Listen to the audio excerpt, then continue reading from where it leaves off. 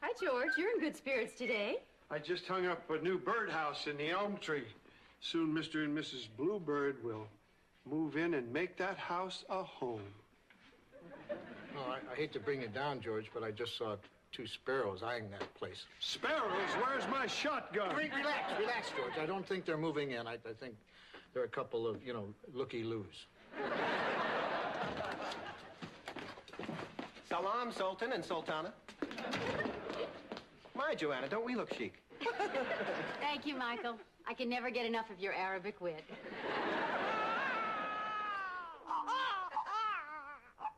There. Little Steffi Weffy was just hungry, wasn't you? Nay, Mommy dearest, we agreed not to babble and baby talk like other parents. Okay, Cupper Wuppers? Of course, Mikey Ikey. Dicky's getting sicky. Hello. Stephanie, darling. Libby, darling. Scooter, darling. Oh, what a darling surprise. You're the one who's full of surprises, Pet. We were jetting in from Berlin. Big bash at the wall, don't you know? When Kip and Anastasia DuPont told us of the blessed event. Really, dear, we never got an announcement. I thought I sent one to everyone who mattered. Water under the yacht. Libby, you remember old Dick? Of course! Who could ever forget dear Richard?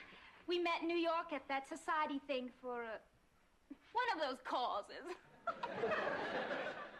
And this must be your, Inn. We call it an inn. And this is Joanna. We call it a wife. How do you do? Hello. My, what an unusual sweater. But I suppose there's not a lot to choose from up here, is there? My wardrobe has suffered so since my loom broke down. You must be the baby's father. No. Michael is the father.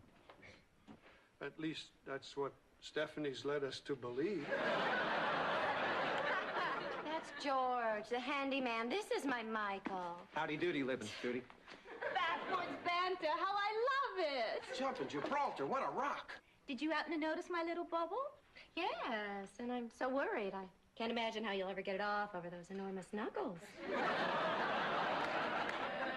I don't plan to take it off, sweetie. It's my wedding ring. Why, Scooter, so you actually married our Libby. Or should I say the rowing team's Libby. This must be your baby. She's just darling. Too bad about her hair. I'm sure she'll grow some eventually. Well, let's hope it'll be on her little head and not on her chinny chin chin. By the way, you'd never know it to look at me, but Scooter and I have had a baby too, haven't we? Well, you did all the grunt work, precious. Now, where is our little heiress, yes?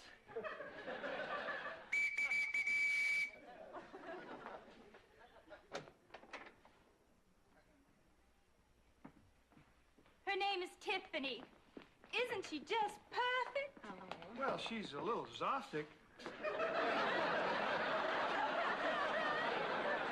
George, I think Libby was talking about the baby. Oh. I apologize for that Zoftic remark. Excuse me. I'm going outside and shoot some birds. Richard and wife, isn't Tippy the most beautiful little girl you've ever seen? You're expected to say yes. Yeah, yes. No. Well, she's certainly, definitely on my top 2 list. You're putting Tiffany in the same league with that little bald girl? Well, thanks for stopping by. Oh, no, we'll be staying, old girl. Yes, we'd like 2 rooms, please. One for Libby, myself, and child, and one for Mrs. Butterworth. Mrs. Butterworth. I love your maple syrup. I've never heard that one before. Come on, Stephanie, grab their bags and we'll show them to their room. Oh, Scooter, isn't this delicious? Stephanie will be our own personal slave girl. Slave girl, how dare she? Michael, carry their bags up. Yes, master.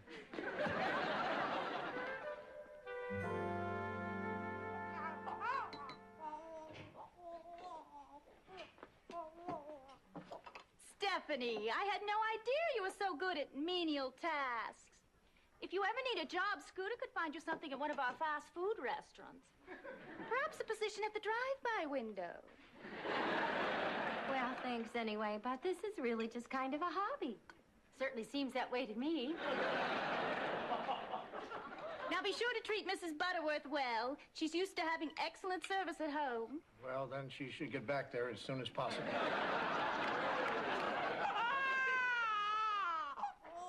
Your baby is a fussy little one, isn't she? Well, maybe it's just the scent of rancid perfume in the air. Steph, I hate to eat it and beat it, but I really should trot over to the station for a tad. Michael is general manager of WPIV. And our little Steffi owns the station. Really? Our little Tiffany doesn't need to work.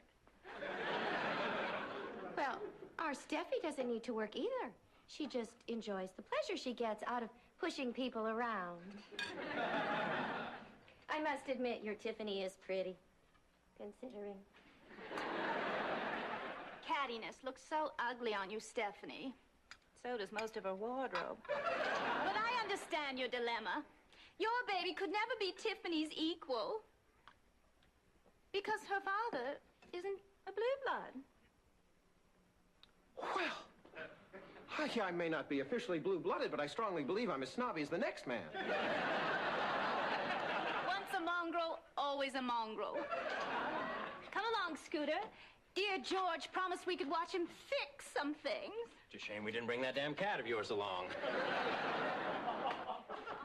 Here to join us, dear Richard? George is bound to be good for a yuck. I'm pretty much yucked up for the day. Do you think that it's possible that baby Steph isn't as perfect as Tiffany? Because Tiffany was all quiet on the Stratford front while little Steffi was the kid on the River Cry? You can't compare babies. They're both perfect in their own ways. Leave it to Joanna to try to soothe us with a sunny observation. Okay, what ways? Don't ask me. I might slip and say something sunny. Well, you know, Tiffany has, you know, lots of curly hair and adorable dimples and the longest eyelashes. And baby Steph has a chin. Every baby has a chin. Yeah, but, you know, not that pronounced. Michael, Tiffany does have bigger dimples. And gobs of Goldilocks.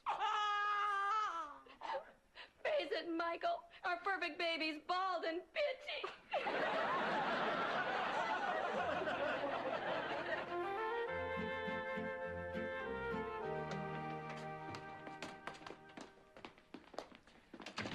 Notice anything nouveau about our babe in tow? Oh, my. Look at all the hair she's grown in the last 2 hours. Keep it under your hats, cats, but those follicles are faux. It's a tiny toupee. It's amazingly lifelike, don't you think? Kind of reminds me of a drooling Ted Koppel. See, I told you we should have gone with the Deborah Norville. Oh, what's the use? We can't even fool these fops. It's not fair. There is a flaw in my ointment. Oh, Michael, we made a terrible mistake. We married for love. Oh, stupid Cupid. There's nothing wrong with marrying for love. Look at us. Oh, stupid Cupid. You realize what this means? Would you mind telling me what the hell you're talking about? We're getting a divorce. Stephanie? Goodbye, Michael, freeze! You don't have to be so dramatic, Dick Olivier. A simple wait a sec would have sufficed. What are you doing? Don't you listen to us when we're hysterical? We're getting a divorce. I'll try to find a nice lawyer, Steph. I will, too. This is unbelievable. Bet we could find 2 nice lawyers? Justice Jojo's right. We'll settle out of court, Cuppers. You take everything. Deal. Oh, Michael, our marriage is slip-sliding away. I guess now there are 51 ways to leave your lover. That cinches it. Are you two out of your minds? I mean, don't you want to see your little girl grow up? That'd be nice. Maybe Chicago's too far. Is there a state that borders Vermont? No. We're surrounded by water. Then I'll rent a houseboat off the coast of Vermont. I'll get a job at an offshore TV station. Farewell, my former wife. I'd ask for a lock of our baby's hair, but thanks to my dorky DNA, she doesn't have any.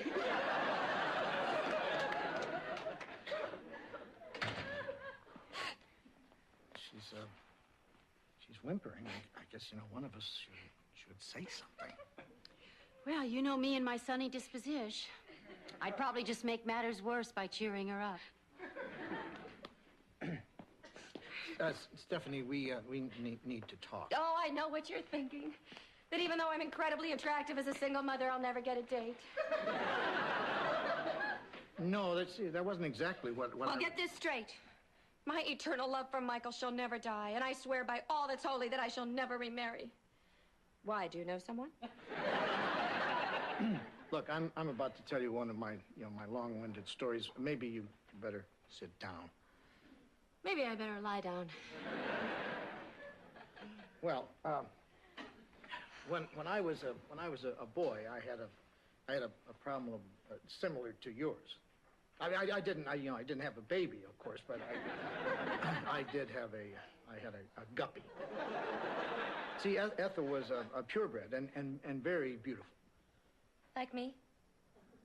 Scalier. Anyway, Ethel was in love with this other guppy, Maurice. Oh, a French guppy. Well, French-Canadian. Anyway, they had lots and lots of babies. Dick, is this story going anywhere? It must be. Oh, I've got it. Ethel and Maurice loved their children so much they didn't care if, they were the laughing stock of the tank. So much so that they finally ate them. Ew.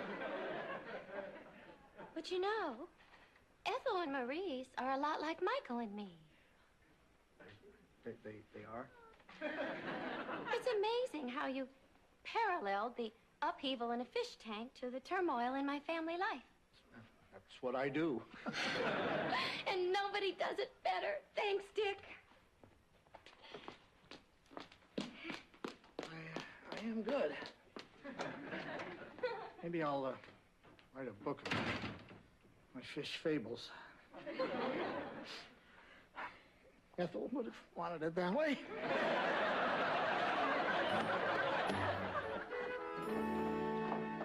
And Ethel and Maurice had lots and lots of kids. Or snacks, as they turned out to be. Egads, the cads. It is a fish-eat-fish world. But what's the drift of this icky tale? Well, in his morbid, long-winded way, Dick was trying to say that fish can be good role models. They ate their children. I would never do such a thing to baby Steph. I mean, though on occasion I may have said I'd like to eat her up, I would never eat her up. Well, what's gotten into Dick? He's losing touch with reality. I only know that I don't want you to go. Sorry, Steph, but for our sullied seedling's sake, this pop has got to be a Rolling Stone.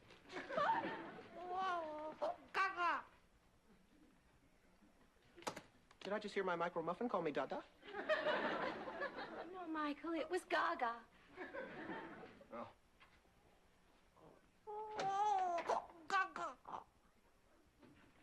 Michael, that time I think she did say Dada. Really? Yes, she sang Dada. Mia Bambina, sprechen Sie me namen. She doesn't want you to go either. Double family whammy. My mainspring and my offspring want me to stay. See, she doesn't care about your stupid old blood. Oh, Steph, you realize what this means? I can paste my head back into the family photos.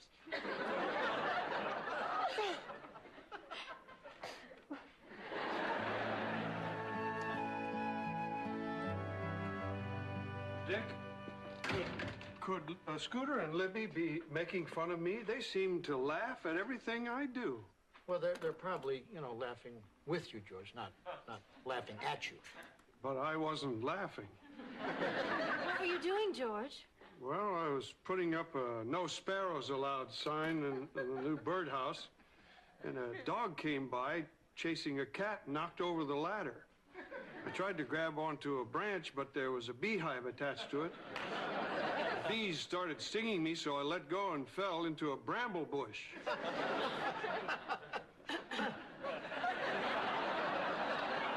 Well, you don't look any worse for wear. Oh, yeah. Every inch of my body is covered with bloody welts and scratches. You want to see? No. Huh? No, thank you. I'm still trying to get over the image of your body after you were trampled by that cow. Libby called me a rube. What is that exactly? George, it's a derogatory term for a person from a small town. Well, I may be a hick, and I've been called bumpkin. And once or twice I came running when someone yelled, "Hey, yokel." But it really galls me when a la-di-da snot-nose labels George Utley a rube. Hearken, homeboys. We come bearing nifty news. We've decided to stay together. So my story worked. Gulping Guffey's dickers, you should be filleted for that fish favor. It was baby Steph who talked us into reconciling. Your 5-month-old spoke to you? Yes, she said, Dada, whatever you do, please don't go. Ah, there you are, George. George, we were wondering if you'd care to motor down to the Hamptons for one of our functions. You'd be the guest of honor. It'll be loads of fun. We call it a roast. No, thank you. Maybe when you come up again, I could invite you to one of our functions. We call it a tar and feather. Oh, Scooter, what a darling threesome they make. Just like a little peasant family. Michael may not be blue-blooded, but we're together and we're happy. Hi.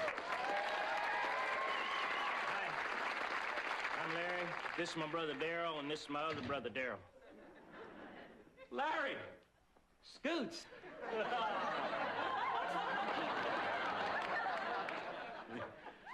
to see you again, dear Lawrence. I believe the last time was at Leona's I'm Just Wild About Harry and Larry back. That was some soiree. We dropped by to offer our congratulations on the arrival of your heir, and to see whether you require our expert child care services. Thank you, Lawrence, but our little Tiffany is upstairs and very capable, albeit gnarled hands. Well, then, we'll bid our adieus and return to our genetic experiments. Darryl here is attempting to cross a porcupine with a pussycat.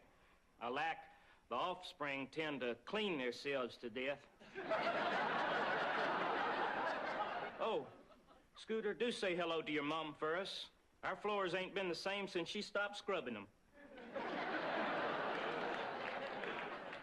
Pardon? Apparently, Scooter's humility prevented him from bragging about his mother's proficiency as a scrub woman. Your mother was a scrub woman? Well, before she met my stepfather, we were a mite cash poor, so That's quite enough, Scooter. No, it's not. So, Scooter, I guess this means you're not a full-blood blue blood. Well, actually, strictly speaking, I am. Oh, I've never been so humiliated in my life. Well, hopefully you'll have plenty of other chances.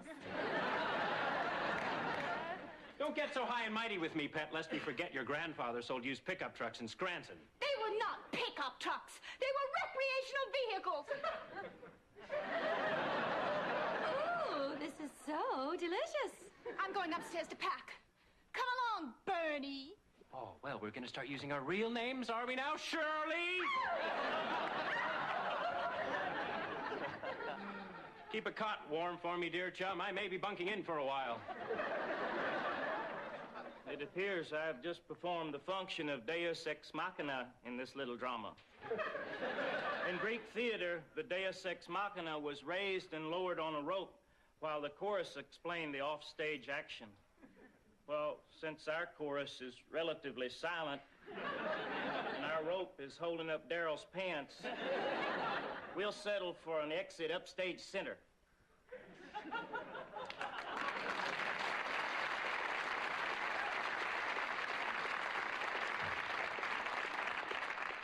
Oh, Michael, to think we almost let Bernie and Shirley break up our happy home. I'm reminded of the immortal words of Toni Tennille when she warbled, "Love, love will keep us together." Come, my captain, let us celebrate with a bottle of Dick and Joanna's finest champagne. Or maybe Dick and Joanna's finest tap water.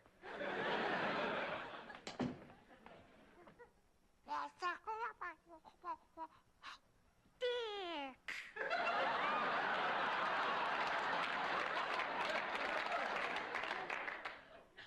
Dick. Baby Steph called me Dick. I wonder what she wants.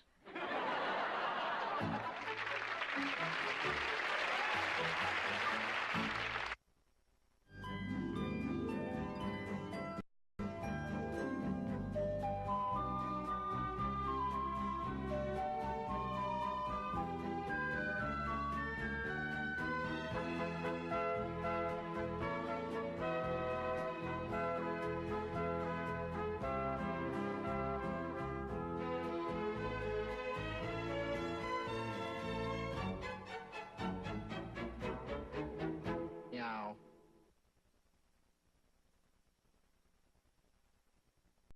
Thank you, Michael. I can never get enough of your Arabic wit.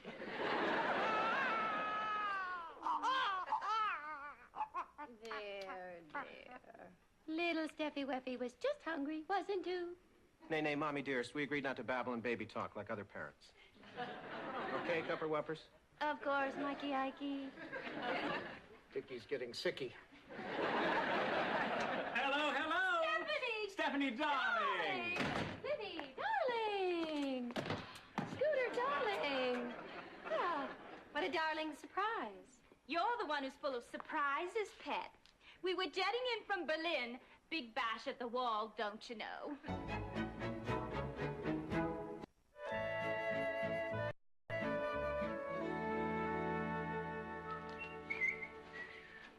Hi, George. You're in good spirits today. I just hung up a new birdhouse in the elm tree. Soon Mr. and Mrs. Bluebird will move in and make that house a home.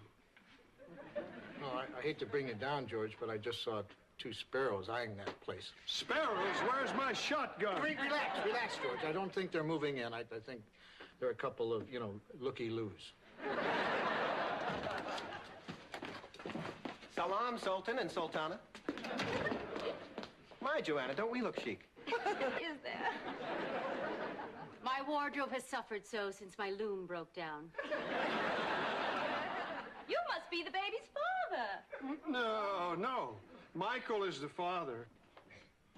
At least that's what Stephanie's led us to believe. That's George, the handyman. This is my Michael. Howdy doody, Libby, Judy. Backwoods banter, how I love it. Jumping Gibraltar, what a rock. Did you happen to notice my little bubble? Yes, and I'm so worried. I can't imagine how you'll ever get it off over those enormous knuckles. I don't plan to take it off, sweetie. It's my wedding ring.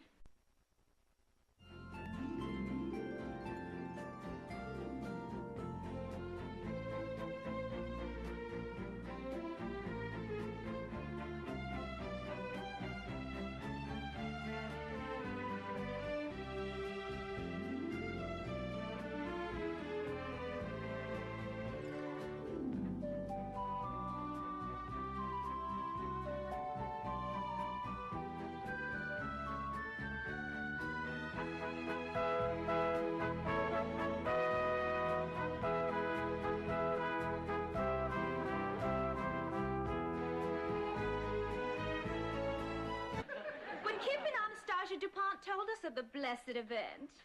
Really, dear, we never got an announcement. I thought I sent one to everyone who mattered. Water under the yacht. Libby, you remember old Dick? Of course. Who could ever forget dear Richard? We met in New York at that society thing for one of those causes. And this must be your, Inn. We call it an inn. And this is Joanna. We call it a wife. How do you do? Hello. My, what an unusual sweater. But I suppose there's not a lot to choose from up here.